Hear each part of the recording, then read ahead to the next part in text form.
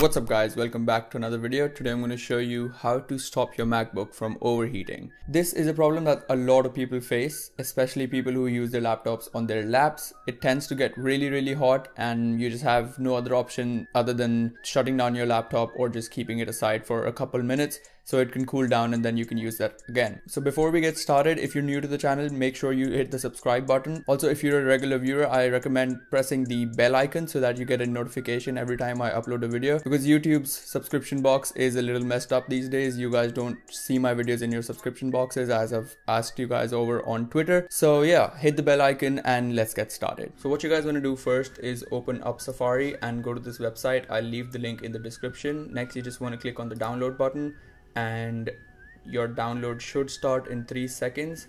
And if it doesn't start, just click on this click here button and it should pop right up. Then you want to open up the downloads folder and click on the file that you just downloaded. It is a zip file and will unzip automatically.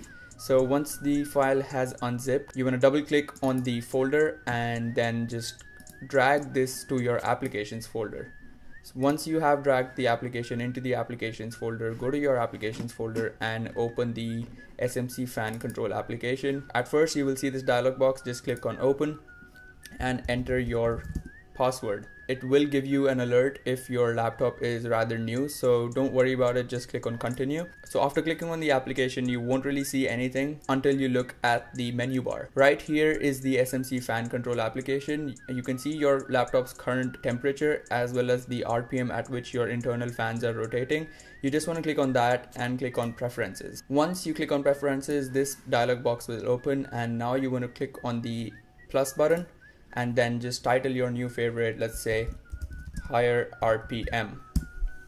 Once you are on the higher RPM, you just want to select this slider and slide it to the max value, and then click on the right hand side and drag it to the max value as well.